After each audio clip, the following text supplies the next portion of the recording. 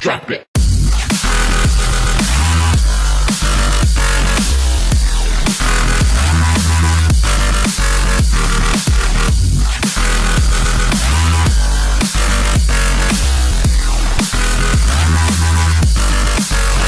Check it. Здравейте на всички, аз съм Дани 123 и днес ще ви покажа как да направите сървър на CS 1.6, на Counter-Strike 1.6. Значи влезете където ви е папката на CS-а.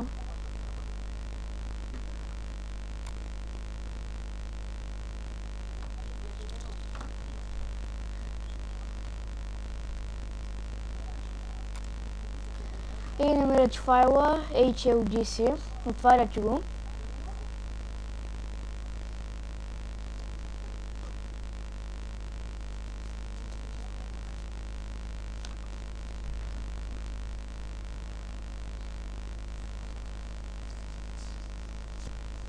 Това се отворя. Ето го. Това тук на Game Counter-Strike си избирате. На сервер name, каквото искате да е името на сервера. Моето ще бъде Power Arenas. Избирате си мапа, ще му направя на Data Snow. Network и интернет, ако искате. Max Players, колкото искате. Но това тук просто пишете 2.7 и там каквото си измислите нататъка. А това тук е дали. А това от тук пишете или true, или false, или някаква парола, за да не ми влизат вируси. Това от тук го отмествате и натискате Start Server.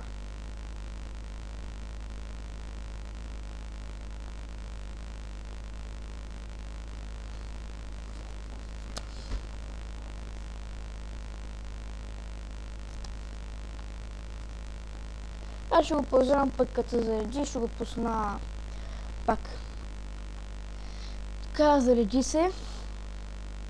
От тук пише на какво играете, от тук пише IP адреса на сервера.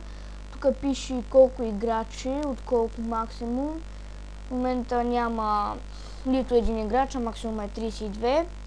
Това е от колко време е създаден сервера. Това тук е сервер name, това тук е мапа, интернета. Ако искате да ви е заключен сервера, примерно пишете някаква парола като 9248. И като влезе някой в сервера, ще трябва да напише тази парола, за да може да влезе. Мап цикъл, ако искате да играете на един и същ терен, си го направите само на DDoS 2. От тук си избирате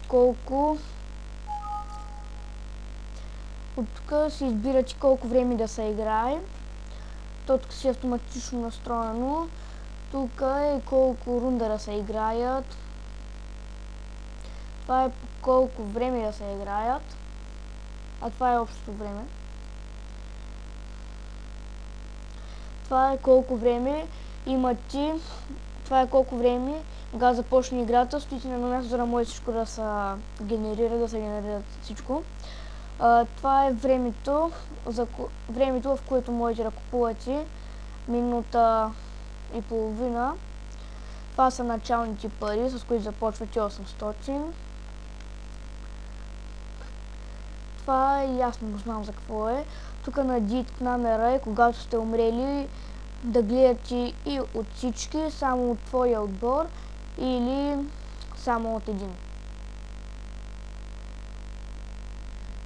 Така, Friendly Fire е да можете да се стреляте, ако сте двама в един същи отбор, можете да се убивате и да се стреляте. Така, от статистиката, тук задължително трябва да е на КПУ, тук трябва да е на второто и тук също трябва да е КПУ.